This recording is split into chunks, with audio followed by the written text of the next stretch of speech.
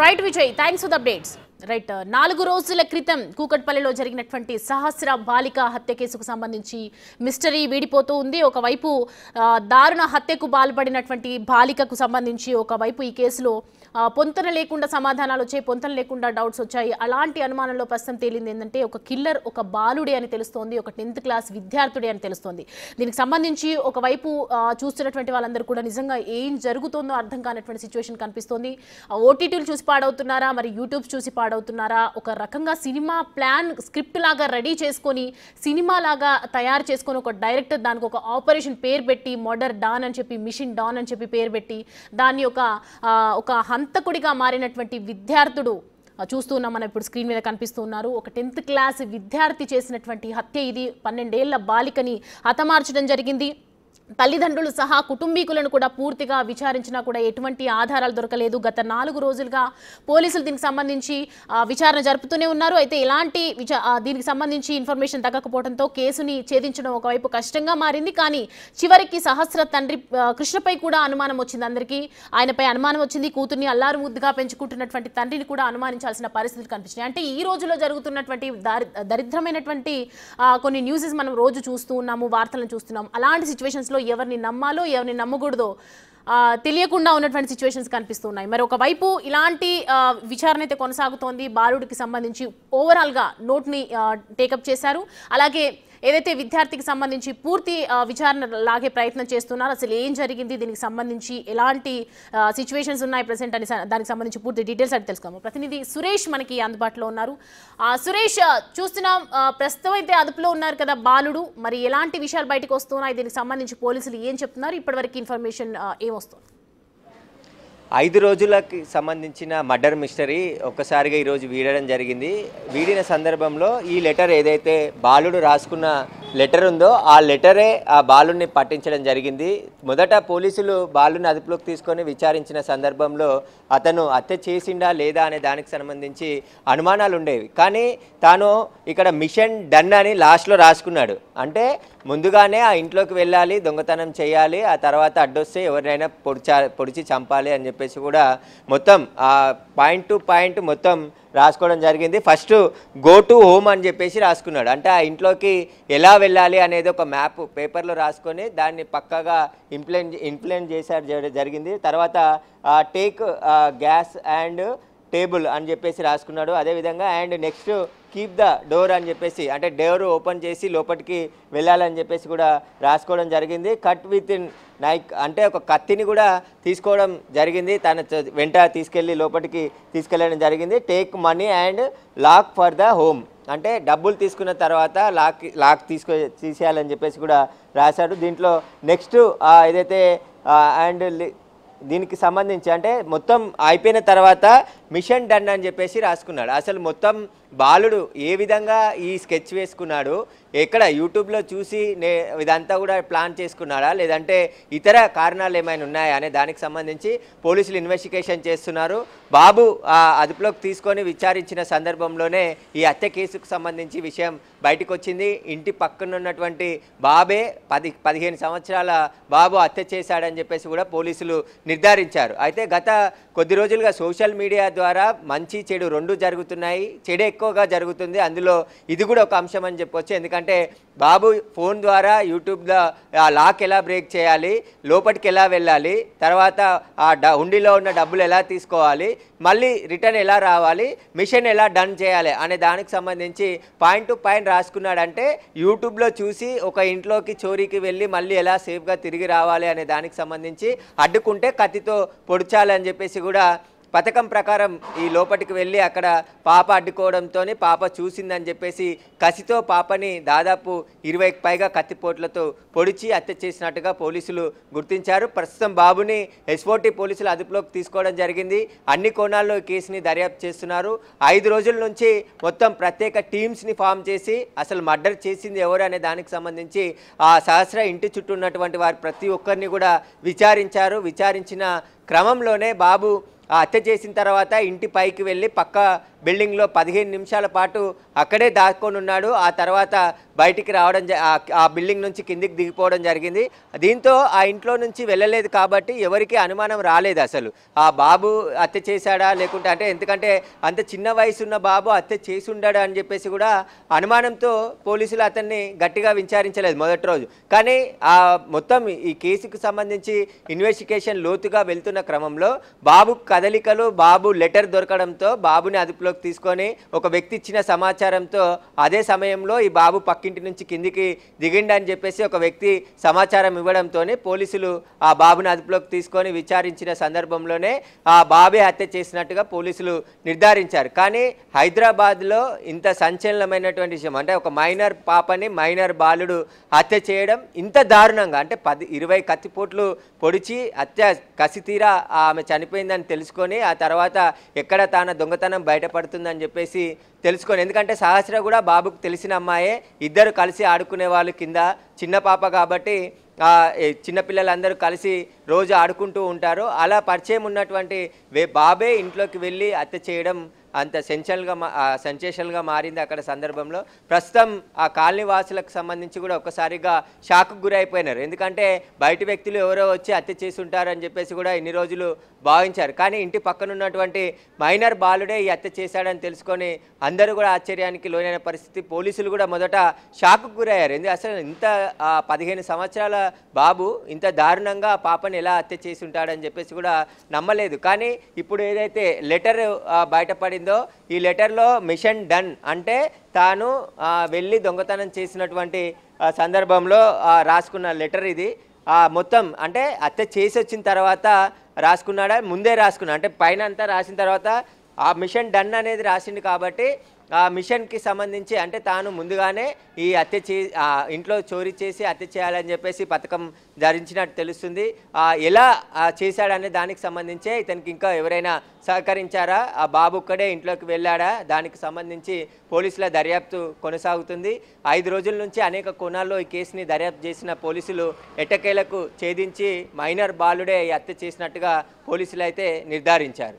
అయితే సురేష్, ఇప్పుడు అంటే మనం చూస్తున్నాము నోట్ చూసినట్టు కానీ అంతా ఓవరాల్గా దీనికి సంబంధించి చూస్తే ఎవరిని మనం పాయింట్అవుట్ చేసి మాట్లాడాలన్న ఉద్దేశం అయితే లేదు. కానీ ఒకవైపు మనం ఆ ఏరియాలో చూడొచ్చు, రకరకాలుగా ఉన్నారు, చాలామంది పీపుల్ ఉన్నారు, ఎక్కువగా పాపులేషన్గా ఉంది, క్లమ్జీగా కనిపిస్తుంది, ఎంతోమంది ఇండ్లు ఉన్నాయి అక్కడ. వై ఓన్లీ సహస్ర హౌస్ అంటే ఏం చెప్తారు? అంటే మొదటి నుండి కూడా అంటే పక్కింటి వాళ్ళే హత్య చేసి ఉంటారని చెప్పేసి కూడా పోలీసులు ఆ కోణంలో దర్యాప్తు చేసిర్రు. అసలు అంటే పెద్దవాళ్ళు ఎవరైనా చేసి ఉంటారు, లేదంటే ఆ కుటుంబంతో ఏదైనా గొడవలు జరిగి కక్ష పెంచుకొని హత్య చేసి ఉంటారా అనే కోణంలో పోలీసులు దర్యాప్తు చేశారు. కానీ ఇంత మైనర్ బాలుడు హత్య చేశాడని చెప్పేసి పోలీసులు ఆ బాబు పట్టుబడి ఆ తర్వాత లెటర్ దొరికినంత వరకు కూడా నమ్మని పరిస్థితి. ఎందుకంటే పెద్ద వ్యక్తులు అంటే ఒక ప్రొఫెషనల్ కిల్లరే ఈ హత్య చేయగలడు అనే పోలీసులు అనుమానించారు. ఎందుకంటే 21 కత్తిపోట్లు ఆ బాలిక పైన ఉన్నాయి, గొంతు కోయడం, తర్వాత కడుపులో పొడిచడం, మొత్తం ఎక్కడెక్కడ కత్తితో పొడిచి అత్యంత దారుణంగా హత్య చేశాడు. కాబట్టి ఎవరైనా దోపిడీకి వచ్చి దొంగతనం చేసి వెళ్ళారా, లేకుంటే ఎవరైనా కక్ష పెంచుకొని వేరే వ్యక్తులు హత్య చేశారా అనే దానికి సంబంధించే దర్యాప్తు కొనసాగింది. కానీ ఆ అమ్మాయి తల్లిదండ్రులు కూడా ఎవరిపైన మాకు అనుమానం లేదు, మేము ఇంటికి తిరిగి వచ్చేసరికి పాప శవమై కనబడింది అని చెప్పేసి కూడా వాళ్ళు చెప్పారు. అయితే పోలీసులు అన్ని కోణాల్లో ఇన్వెస్టిగేషన్ చేసినప్పుడు ఆ బస్తీ వాసులని, ఆ కాలనీలో ఉన్నటువంటి ప్రతి ఒక్కరిని ఇన్వెస్టిగేషన్ చేసి అనుమానితులుగా విచారించారు. విచారించిన క్రమంలోనే ఒక వ్యక్తి ఇచ్చిన క్లూతోని ఒక బాబు ఆ పక్క బిల్డింగ్ నుంచి 15 నిమిషాల తర్వాత రావడం జరిగింది, మేము చూసామని చెప్పేసి అతను చెప్పిన క్లూతోని పోలీసులు బాబుని అదుపులోకి తీసుకొని విచారించిన సందర్భంలోనే హత్య చేసినట్టు నిర్ధారించారు. హత్య చేసిన తర్వాత కూడా బాబు అక్కడే తిరుగుతూ ఉన్నాడా, వాళ్ళ ఇంట్లోనే ఉంటున్నాడు. కానీ తల్లిదండ్రులు మరి గమనించలేదా, బాబు హత్య చేసిన తర్వాత ఆ బాబు కండిషన్ వేరేలాగుంటుంది, కొంచెం ఏదైనా చిన్న ఘటన జరిగితేనే ఆ ఇంట్లో పెద్దలే భయపడుతున్న పరిస్థితులు ఉంటాయి. కానీ మైనర్ బాలుడు హత్య చేసి 4 రోజుల నుంచి ఇంట్లో ఉంటున్నప్పుడు వాళ్ళ తల్లిదండ్రులకు చెప్పాడా, ఒకవేళ డబ్బులు ఒకవేళ దొంగతనం చేస్తే ఆ డబ్బులు తీసుకెళ్ళి ఎక్కడ పెట్టాడు, వాటిని ఆ తల్లిదండ్రులకు తెలిసి ఇన్ని రోజులు ఆపే ప్రయత్నం చేశారా, వాటన్నిటిపైన కూడా పోలీసులు ఇన్వెస్టిగేషన్ చేస్తున్నారు. ఒకవేళ బాబు హత్య చేసి తల్లిదండ్రులకు తెలిసినా కూడా ఇప్పుడు నేరం, తల్లిదండ్రులను కూడా ఈ కేసులో అరెస్ట్ చేసే అవకాశం ఉంటుంది. హత్య జరిగిన తర్వాత ఒకవేళ బాబు హత్య చేసిన తల్లిదండ్రులకు తెలిసిన సందర్భంలో తిరిగి ఆ పోలీస్ స్టేషన్లో అప్పచెప్పాలి. కానీ ఇప్పటి వరకు పోలీసులు అదుపులోకి తీసుకునే వరకు వాళ్ళ కుటుంబ సభ్యులు కూడా ఎక్కడా చెప్పలేదు. అంటే బాబు చెప్పలేదా, లేదంటే తెలియనట్టు అక్కడ నటిస్తూ ఉన్నాడా, ఒకవేళ తెలిసినా తల్లిదండ్రులు చెప్పలేదా పోలీసులకు విషయాన్ని అనే దానికి సంబంధించి కూడా ఇన్వెస్టిగేషన్ కొనసాగుతుంది. 4 రోజుల నుంచి అంటే ఏదైనా రోడ్డు పైన చిన్న ఘటన జరిగితేనే ఆ రోజంతా బాధపడుతూ ఉంటారు. కానీ బాబు హత్య చేసి ఆ తర్వాత అక్కడ డబ్బులు తీసుకెళ్ళి ఇంట్లో మళ్ళీ ఏం జరగనట్టే ఎలా ఉన్నాడు అనేది ఇప్పుడు మిస్టరీగా మారింది. అయితే ఇప్పుడు ఈ నోట్ ఎక్కడ దొరికింది సురేష్? ఇప్పుడు ఎవరిది ఈ బాలుడు ఏదైతే ప్లాన్ చేసుకున్నటువంటి స్క్రిప్ట్ ఉందో ఎగ్జాక్ట్గా ఆ నోట్ ఎక్కడ లభ్యమైంది? బాబుని అదుపులోకి తీసుకొని బాబుని ఇంట్లో సోదాలు చేసి అసలు ఆ కత్తిని నోటుని అంతా కూడా బాబు ఇంట్లోనే స్వాధీనం చేసుకున్నట్టు తెలుస్తుంది. ప్రస్తుతం ఆ బాబుకి సంబంధించి ఇన్వెస్టిగేషన్ చేసిన తర్వాత తానే హత్య చేశానని చెప్పేసి కూడా బాబు ఒప్పుకున్నాడు పోలీస్ ఇన్వెస్టిగేషన్లో. ఒప్పుకున్న తర్వాతే ఆ లెటర్ని ఆ కత్తిని స్వాధీనం చేసుకోవడం జరిగింది. చేసుకున్న తర్వాత పోలీసులు ఇంకా దీనిపై ప్రెస్ మీట్ పెట్టి పూర్తి వివరాలు వెల్లడించే అవకాశం కనబడుతుంది. అయితే బాబు హత్య చేసిన తర్వాత ఎక్కడెక్కడ వెళ్ళాడు అనేది ఇప్పుడు పోలీసులు ఇన్వెస్టిగేషన్ చేస్తున్నారు. అంటే డబ్బుల కోసమే హత్య చేసి ఆ డబ్బులు తీసుకెళ్ళి ఎక్కడ పెట్టాడు, ఇంట్లోకి వెళ్ళిన తర్వాత బాబు ప్రవర్తన పైన ఇంట్లో తల్లిదండ్రులకు ఎలాంటి అనుమానం రాలేదా, ఒకవేళ వచ్చి తెలిసినా కూడా చెప్పలేదా బయటికి అనే దానికి సంబంధించి ఇప్పుడు పోలీసులు ఇన్వెస్టిగేషన్ చేస్తున్నారు. పక్కింటి కుర్రాడే ఇంత దారుణానికి పాల్పడ్డాడంటే దానికి సంబంధించి ఇంకా వేరే కారణాలు ఏమైనా ఉన్నాయా, వాటన్ని కోణాల్లో పోలీసులు ప్రస్తుతం దర్యాప్తు కొనసాగుతుంది. దర్యాప్తులో అన్ని విషయాలు కూడా బయటకు వస్తాయని చెప్పేసి పోలీసులు చెప్తున్నారు. అయితే సురేష్, అంటే ఈ కేసుకి సంబంధించి పూర్తిగా ఎక్స్ప్లెనేషన్ ఎప్పుడు వచ్చే అవకాశాలు కనిపిస్తున్నాయి? ఖచ్చితంగా ఈరోజు ఈవినింగ్ అంటే మరికొద్దిసేపట్లో ప్రెస్ మీట్ పెట్టే అవకాశం ఉంది. లేదంటే రేపే ఇప్పుడు ఆల్రెడీ పోలీసుల అదుపులో బాబుండు కాబట్టి రేపు రిమాండ్ చేసిన తర్వాత జువెనైల్ హోమ్కి పంపించే అవకాశం ఉంటుంది మెజిస్ట్రేట్ ముందు హాజరుపరిచిన తర్వాత. ఎందుకంటే మైనర్ బాలుడు కాబట్టి మైనర్ జువెనైల్ హోమ్ ఉంటుంది. మైనర్ హోమ్కి పంపించి బాబుకి సంబంధించి ఇన్వెస్టిగేషన్ కంటిన్యూ చేస్తారు. ఇన్వెస్టిగేషన్లో ఇంకెవరైనా పాత్ర ఉంటే వారిని కూడా పోలీసులు అరెస్ట్ చేసే అవకాశం ఉంది. ఈరోజు లేదా రేపు ఉదయం పోలీసులు ఒక ప్రెస్ మీట్ పెట్టి ఈ హత్యకు సంబంధించిన పూర్తి వివరాలు కూడా బాలనగర్ డీసీపీ సురేష్ వెల్లడించే అవకాశం కనబడుతుంది. మరికొద్ది సేపట్లోనే మీడియాతో కూడా మాట్లాడి లేదంటే ఒక ప్రెస్ నోట్ ద్వారా ఈ హత్యకు సంబంధించిన పూర్తి వివరాలు కూడా వెల్లడించే అవకాశాలు కనబడుతున్నాయి. ఇంకా క్లూస్ కావాలి, ఎందుకంటే కోర్టులో హాజరుపరిచిన సందర్భంలో బాబు హత్య చేశాడనే దానికి సంబంధించిన టెక్నికల్ ఎవిడెన్స్తో పాటు ఆధారాలన్నిటిని కూడా కోర్టుకు సబ్మిట్ చేయాల్సి ఉంటుంది. కాబట్టి ఖచ్చితంగా వాటన్నిటి కోసం పోలీసులు ఇన్వెస్టిగేషన్ చేస్తున్నారు.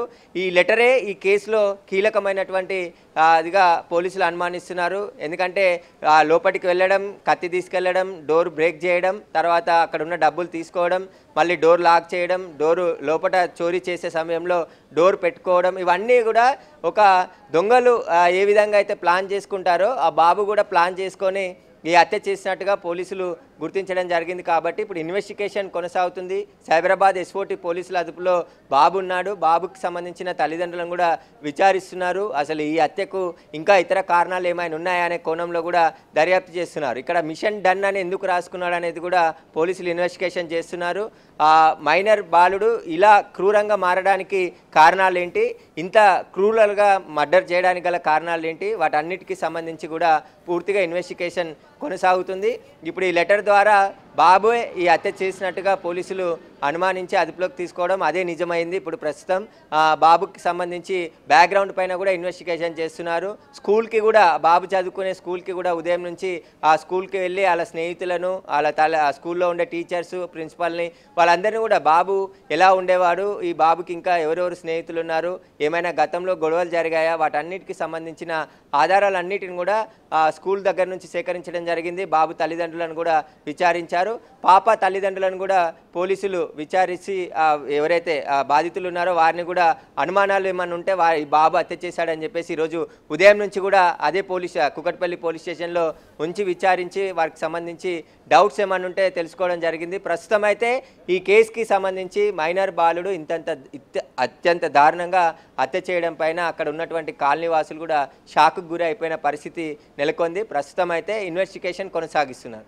సురేష్, అంటే ఒకవైపు మనం చూసుకుంటే 15 ఏళ్ల కుర్రాడు, ఒక బాలుడు, ఒక 10th క్లాస్ అవుతున్నటువంటి బాలుడికి 15 ఏళ్ల కుర్రాడు అంటే చిన్న చిన్న తప్పులు చేస్తే కూడా ఏదో ఒక విషయంలో తల్లిదండ్రులు గమనించడం కానీ వెంటనే వాళ్ళు చేస్తున్నటువంటి బిహేవియర్ తొందరగా అర్థమైపోతుంది. అలాంటిది ఒక చోరీ చేసి దాని తర్వాత బాలికని అంత కిరాతకంగా చంపి ఇంత జరుగుతున్నా కూడా తల్లిదండ్రులకు ఏమాత్రం, ఒకవైపు న్యూస్ ఛానల్స్లో రోజు వస్తూ ఉన్నాయి, ఒకవైపు కేసు నమోదవుతుంది, పోలీసులు వస్తూ ఉన్నారు, ఇంత జరుగుతున్నప్పుడు కూడా బాలుడి యొక్క కదలికలు రాకపోవటం, బాలుడు ఇంకా ఇంటి పరిసరాల్లోనే తిరగడం, మనలో కలిసిపోయినట్టుగా మాట్లాడడం, ఇదంతా చూసిన తర్వాత ఒక్క క్షణం కూడా తల్లిదండ్రులకు అనుమానం రాలేదా, లేకపోతే వాళ్ళ గైడెన్స్ ఏమైనా ఉండొచ్చా? అంటే పిల్లల పైన తల్లిదండ్రుల అబ్జర్వేషన్ ఉండాలని చెప్పేసి అనేక సార్లు పోలీసులు చెప్తున్నారు. ఎందుకంటే పిల్లలు ఎక్కడికి వెళ్తున్నారు, ఏం చేస్తున్నారు, టైంకి ఇంటికి వస్తున్నారా, స్కూల్ నుంచి కావచ్చు, కాలేజ్ నుంచి కావచ్చు, ఇతర ప్రదేశాలకు వెళ్తున్నారా, ఇలా డ్రగ్స్ కానీ తీసుకుంటున్నారా, ఎందుకంటే ప్రతిరోజు పిల్లల్ని చూసే తల్లిదండ్రులే. కాబట్టి తల్లిదండ్రులు వారి అబ్జర్వేషన్ ఏముంది, ఎక్కడికి వెళ్తున్నారు పిల్లలు, ఏం చేస్తున్నారు, వారి కదలికల పైన కూడా వారికి అనుమానం వస్తుంది. ఎందుకంటే రోజు పిల్లల ఉండే బిహేవియర్ కానీ తర్వాత ఇప్పుడు ఇన్సిడెంట్ జరిగిన తర్వాత మొత్తం చేంజ్ అవుతుంది, కొంచెం ఎంతనో కొంత మార్పు వస్తుంది. ఆ మార్పులో అనుమానం వచ్చినప్పుడు వెంటనే వారితో మాట్లాడడము, ఏం జరిగిందని తెలుసుకోవడం, ఇవన్నీ కూడా చేస్తుండాలి. కానీ ఇక్కడ బాబు తల్లిదండ్రులు ఏం చేయలేదా, ఒకవేళ తెలిసి బాబు పోలీసులు పట్టుకుంటారని చెప్పి భయంతో చెప్పలేదా, వాటన్నిటికీ సంబంధించే ఇన్వెస్టిగేషన్ కొనసాగుతుంది. 5 రోజుల నుంచి పోలీసులు 5 టీంలను ఏర్పాటు చేసి మొత్తం సీసీ కెమెరాలు దాదాపు 1000 నుంచి 2000 సీసీ కెమెరాలని ఆ ఏరియాలో ఉన్నటువంటి కెమెరాలన్నిటిని కూడా పరిశీలించడం జరిగింది. క్షుణ్ణంగా మినిట్ టు మినిట్ ఆ ఫుటేజ్ని అంతా కూడా పరిశీలించినా ఎక్కడ ఏ ఆధారాలు దొరకలేదు. ఎందుకంటే బాబు పక్క ఇంటి నుంచి ఆ పై నుంచి పక్కకు దుంకుంటాడు, అందుకే ఆ ఇంటి నుంచి బయటకు వచ్చాడు కాబట్టి అక్కడి నుంచి ఎవరు రాలేదు అని చెప్పేసి కూడా అనుమానం రాలేదు. ఎందుకంటే ఒక కొత్త వెహికల్ కానీ కొత్త వ్యక్తుల మూమెంట్ కానీ అవన్నీ ఎక్కడ పోలీసులకు కనబడలేదు. అసలు క్లూస్ లేవు, కేసు ఛేదిస్తారా లేదా అనే దానికి సంబంధించి విమర్శలు ఎదురవుతున్న తరుణంలో పోలీసులు ఒక్కొక్కరిగా అంటే చుట్టుపక్కల ఉన్నటువంటి వ్యక్తులందరినీ కూడా విచారిస్తున్న క్రమంలోనే ఒక వ్యక్తి ఈ ఇంట్లో నుంచి బాబు వచ్చాడని చెప్పి సమాచారం ఇవ్వడంతో ఆ క్లూ ద్వారా బాబుని అదుపులోకి తీసుకొని విచారించడంతోనే ఈ హత్యకు సంబంధించిన విషయం అంటే నిందితుడు బయట పడబడి జరిగింది. పోలీసులు కూడా ఆ అదుపులోకి తీసుకొని విచారిస్తున్నారు. కానీ మానసిక వైద్యులు కూడా చెప్తున్నారు ఖచ్చితంగా, అంటే కొన్ని ఘటనల్లో ఇంత క్రూరంగా ఎలా తయారవుతారు, ఏదైనా ఇన్సిడెంట్ జరిగి ఉండాలి, లేదంటే వారు దేనికైనా బానిసై ఉండాలి, మత్తుకు అలవాటైన ఉన్నవారైనా ఇలా చేస్తారని చెప్పేసి కూడా చెప్తుంటారు. అలాంటి వారిని తల్లిదండ్రులు కావచ్చు, బంధువులు గుర్తించి మొదట తల్లిదండ్రులే గుర్తించి సరైన వైద్యం అందిస్తే ఇలాంటి ఘటనలు జరగవు. కానీ ఈ బాబు అత్యంత దారుణంగా డబ్బుల కోసమే హత్య చేశాడా, ఇంకా ఇతర కారణాలు ఏమైనా ఉన్నాయా, వాటన్నిటికీ సంబంధించిన ఇన్వెస్టిగేషన్ పోలీసులు ప్రస్తుతం చేస్తున్నారు. ఈ లెటర్ కూడా ఈ కేసుకి చాలా కీలకంగా ఉండబోతుంది. బాబు ఎవరితో అయినా ఫోన్ వాడుతున్నాడా, ఫోన్ వాడితే ఎవరితో మాట్లాడాడు, ఎక్కడెక్కడికి వెళ్ళాడు, హత్య జరిగిన తర్వాత ఎన్ని రోజుల పాటు ఇంట్లో నుంచి బయటికి వచ్చాడా, ఇంట్లోనే కూర్చున్నాడా, స్కూల్కి వెళ్ళాడా, వాటన్నిటికీ సంబంధించిన సమాచారాన్ని పోలీసులు ఇప్పుడు సేకరిస్తున్నారు. మరికొద్ది సేపట్లోనే ఈ హత్యకు సంబంధించి పోలీసులు పూర్తి వివరాలు వెల్లడించే అవకాశం కనబడుతుంది. రేపు దీనికి సంబంధించి ఒకవేళ ప్రెస్ మీట్ పెట్టి హత్యకు సంబంధించిన కారణాలపైన పూర్తి వివరాలు కూడా బాలనగర్ డీసీపీ సురేష్ వెల్లడించే అవకాశం కనబడుతుంది. Right Suresh, thanks for the updates. Right,